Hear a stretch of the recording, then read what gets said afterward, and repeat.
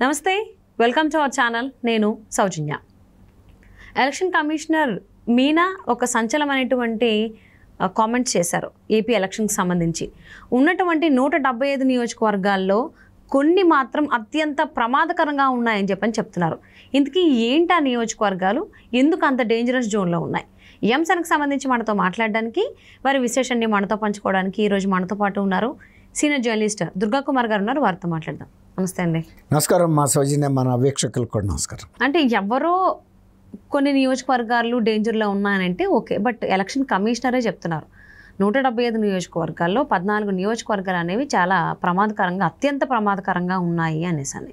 So అవి list కూడా ఇవ్వడం జరిగింది. సో వాటిపైన చాలా ఫోకస్డ్గా పెడుతున్నాము అంటున్నారు. అందులో పొంగనూరు అనేది కూడా ఉంది ఆ డేంజర్ జోన్లో. మరి పొంగనూరు అభ్యర్థి ఎవరైతే ఉన్నారో పెద్దిరెడ్డి రామచంద్రారెడ్డి అక్కడి నుంచి పోటీ చేస్తున్నారు వైసీపీ నుంచి. సో అసలు ఎందుకు అత్యంత ప్రమాదకరంగా ఆ నియోజకవర్గాలు ఉండడం జరిగింది? ఎలక్షన్ కమిషనర్ మీనానే ఎందుకు అలా చెప్పారు? మీనా అంటే మరి ఇప్పుడు ఆయన పాత హిస్టరీ కూడా చూస్తాడు కదమ్మా. ఎలక్షన్ కమిషన్ అనేది ఊరికి ఇవాళ ఎలక్షన్ కండక్ట్ చేయటం కాదు, ఏ నియోజకవర్గాల్లో ఎలాంటి సమస్యాత్మకమైన ఇష్యూస్ ఉన్నాయి అనేది కూడా వాళ్ళకి రికార్డులో ఉంటుంది. గతంలో ఎక్కడెక్కడ శాంతి భద్రతలకి భంగం కలిగింది, ఎక్కడ బ్యాలెట్ బాక్సులు ఎత్తుకుపోయారు, ఎక్కడ ఈ ఎలక్ట్రానిక్ మిషనరీ ఎత్తుకుపోయారు, తర్వాత పగలగొట్టారు, తీసుకెళ్ళి బావుల్లో వేశారు, లేదా బ్యాలెట్ పేపర్లో నీళ్లు పోశారు బాక్సుల్లో, లేకపోతే ఇంకులు పోసిన సంఘటనలు, తర్వాత హత్యలు జరిగిన సంఘటనలు, ఇవన్నీ కూడా ఉంటాయి. తర్వాత పోలింగ్ సిబ్బంది మీద దాడులు జరిగిన సంఘటనలు, వీటన్నిటిని హిస్టరీ గమనిస్తారమ్మా. హిస్టరీ గమనించిన తర్వాత దానికి తగ్గ చర్యలు తీసుకుంటారు. గతంలో ప్రజాస్వామ్యం అనేది ఫస్ట్లో ఇలాంటి పరిస్థితి లేదు. ఒక మిత్రత్వంతోనే పోటీ చేసేవాళ్ళు, ఎవరు గెలిస్తే వాళ్ళు గెలుస్తారు అంతే తప్ప దీనికోసం చంపుకునే అంత పరిస్థితి ఉండేది కాదు.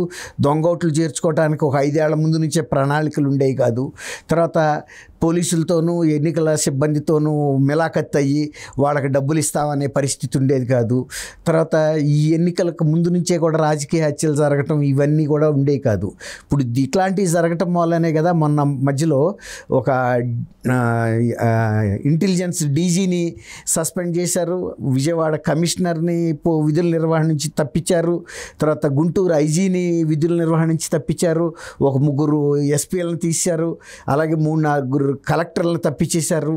ఇవన్నీ కూడా ఎందుకు జరుగుతున్నాయి అంటే అధికార పార్టీ మరీ ముఖ్యంగా ఇది మా ఇలాకా, మేము ఏదైనా చేయొచ్చు అనే ఒక పరిస్థితి ఏర్పడింది. ఇంతకుముందు మీకు చెప్పాం, మనం బందర్లో డిస్కషన్ చేసుకున్నాం.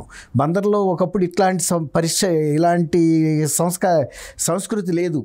ఇప్పుడు ఈ కిట్టు పోటీ చేస్తున్న ఇప్పుడు బందర్లో మొన్న బందర్ పోలీస్ స్టేషన్ మీద కూడా దాడి చేసి ధ్వంసం చేశారు. మళ్ళీ మీరు అడిగారు పొంగనూరు అతను రామచంద్ర యాదవ్ని వెహికల్ మీద దాడి చేశారు, అతను ప్రచారం మీద.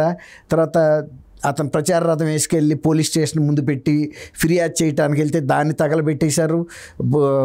వీళ్ళ అనుచరులు వచ్చి మన వైఎస్ఆర్సీపీ తరఫున పోటీ చేస్తున్న మంత్రి పెద్దిరెడ్డి రామచంద్రారెడ్డి గారు, అసలు పెద్దిరెడ్డి రామచంద్రారెడ్డి గారే అక్కడ చాలా సమస్యాత్మకంగా ఉన్నాడని మాజీ ముఖ్యమంత్రి నల్లారి కిరణ్ కుమార్ రెడ్డి గారు హోం మంత్రి అమిత్ షా కూడా ఫిర్యాదు చేశాడు. చాలా భయోత్పాతం సృష్టిస్తున్నాడు ఈయన, వాళ్ళ అబ్బాయి కూడా పోటీ చేస్తున్నాడు, ఆయన పేరు ఎంపీగా ఉన్నాడు. తర్వాత ఈయనేమో మన ఇక్కడి నుంచి పోటీ చేస్తున్నాడు కిరణ్ కుమార్ రెడ్డి గారు రాజంపేట ఎంపీగా. అయితే పెద్దిరెడ్డి రామచంద్రారెడ్డి చాలా ఇప్పుడు గతంలో తిరుపతిలో దొంగ ఓట్లకు సంబంధించిన ఇష్యూ కూడా లోక్సభకు జరిగిన ఉప ఎన్నికలో 35,000 దొంగ ఓట్లు సృష్టించారు. దానికి సంబంధించి గిరీష్ అని కలెక్టర్ రాజంపేట, ఆయన కూడా సస్పెండ్ కూడా అయ్యాడు. ఇప్పటికీ ఆ 35,000 దొంగ ఓట్లు ఉన్నాయి, అది చాలా ప్రభావితం చేస్తుంది. చర్య తీసుకోలేదు, దాని మీద చర్య తీసుకోవాలి. తర్వాత హింస సృష్టించడానికి ప్రయత్నిస్తున్నారు. ఆల్రెడీ అతని మీద రామచంద్ర యాదవ్ మీద దాడి చేశారు. పెద్దిరెడ్డి రామచంద్రారెడ్డి వాళ్ళ అబ్బాయి కూడా ఆయనే ఎంపీగా కంటెస్ట్ చేస్తున్నాడు. అయితే ఏంటంటే వాళ్ళ తమ్ముడు కూడా తంబళ్ళపల్లి నుంచి ద్వారకానాథ్ రెడ్డి కూడా కంటెస్ట్ చేస్తున్నాడు. ఇప్పుడు మీరు చెప్పిన 14 అతి తీవ్ర సమస్యాత్మక నియోజకవర్గాల్లో పొంగనూరే కాదు, తంబళ్ళపల్లి కూడా ఉంది. తర్వాత గతంలో ఈయన పోటీ చేసిన పీలేరు నియోజకవర్గం కూడా ఉంది. గతంలో చాలాసార్లు పెద్దిరెడ్డి రామచంద్రారెడ్డి గారు అక్కడి నుంచి కూడా గెలిచాడు. అట్లా ఎక్కువగా తిరుపతి, అదే పాత చిత్తూరు జిల్లా, ఉమ్మడి చిత్తూరు జిల్లా చంద్రగిరి, అక్కడ చెవిరెడ్డి భాస్కర్ రెడ్డి గారు అబ్బాయి పోటీ చేస్తున్నాడు. అట్లా మోహిత్ రెడ్డి, తర్వాత చంద్రగిరి నుంచి పోటీ చేస్తున్నాడు. భూమన అభినయ్ రెడ్డి, భూమన కరుణాకర్ రెడ్డి గారు అబ్బాయి పోటీ చేస్తున్నాడు. ఇవన్నీ కూడా తీవ్ర సమస్యాత్మకమైన ప్రాంతాలుగా ఉన్నాయి. తర్వాత కడప జిల్లాలో రాయచోటి అనమాట. అక్కడ రాయచోటి నుంచి ఇప్పుడు కిరణ్ కుమార్ రెడ్డి గారు అభ్యర్థిగా ఉన్నాడు బీజేపీ తరఫున.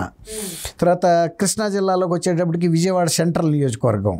తర్వాత ఎక్కువగా పల్నాడులో కూడా ఎక్కువ నియోజకవర్గాలు ఉన్నాయి. పల్నాడు ప్రాంతం అంటారు ఆ ప్రాంతాన్ని, మాచర్ల ప్రాంతాన్ని. అక్కడ పల్నాడు, గుర్రజాల, వినుకొండ, పెదకూరపాడు, అట్లా పాత గుంటూరు జిల్లాలో 4 నియోజకవర్గాలు ఉన్నాయి.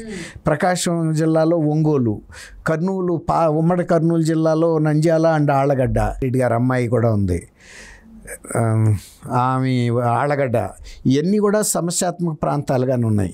చంద్రగిరి చెప్పేశాను, పొంగనూరు, పల్మనేరు, పీలేరు కూడా ఉంది. ఎక్కువగా చిత్తూరు జిల్లా ఒకప్పుడు చాలా ప్రశాంతమైన జిల్లా, ఇవాళ చిత్తూరు జిల్లా కూడా ఒక సమస్యాత్మక ప్రాంతంగా చేరింది. తర్వాత పాత కడప జిల్లాలోనేమో ఉమ్మడి రాయచోటి ఒకటే ఉంది. అంటే ఇప్పుడు ఇందులో పొంగునూరు నుంచి పోటీ చేసినటువంటి పెద్దిరెడ్డి రామచంద్రారెడ్డి గారికి ఇప్పుడు ఈసీ కౌంటర్ ఇస్తుంది అనుకోవాలి. ఇంతకుముందు ఏదైతే జరిగిందో బై ఎలక్షన్స్కి సంబంధించి అది పునరావృతం కాకుండా ఇప్పుడు ఈసీ గట్టిగా అంటే నిఘాని ఎక్కువ పెంచుతోంది. సో అదంతా కూడా లైక్ రికార్డెడ్గా సీసీ కెమెరాలు పెడుతుందని కూడా వార్తలు వినిపిస్తున్నాయి. ఆ డెసిషన్ తీసుకున్నారు ముఖేష్ కుమార్ మీనా అని చెప్తున్నారు. అంటే ఈ లెక్కను చూస్తే ఇది గట్టి దెబ్బ అనుకోవచ్చా పెద్దిరెడ్డి రామచంద్రారెడ్డికి? అంటే ఇదివరకులాగా వాళ్ళ అన్యాయాలు, అక్రమాలు అంటే నిరాటంకంగా జరిగే పరిస్థితి లేదు. దాన్ని ఏమంటారమ్మా, మొత్తం రికార్డ్ చేసే దాన్ని ఏమంటారు, ఆ సిస్టమ్ వెబ్ కాస్టింగ్ చేస్తున్నారు అనేది, వెబ్ కాస్టింగ్ చేస్తున్నారు ఈ 14 నియోజకవర్గాల్లో. ఇదే కాకుండా ఇక్కడ ఏంటంటే ఆల్రెడీ ఈ నల్లారి కిరణ్ కుమార్ రెడ్డి గారు వీళ్ళ దృష్టికి తీసుకొచ్చాడు, కేంద్ర హోంశాఖ దృష్టికి. ఇప్పుడు స్పెషల్ కేంద్ర బలగాలను కూడా తీసుకొస్తారు ఇక్కడికి.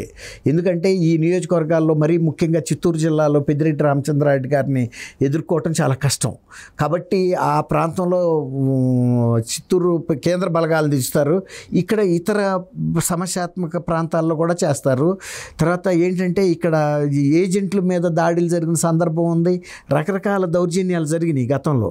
ఇప్పుడు వీటన్నిటిని దృష్టిలో పెట్టుకుని మీరు అన్నట్టు ఒక స్పెషల్ ఫోకస్ అయితే చేస్తారు. ఇప్పుడు మీనా గారు చెప్పినట్టు ఇవన్నిటినీ కూడా వాళ్ళు ముందుగానే వాటిని తగు జాగ్రత్తలు అయితే తీసుకుంటారు.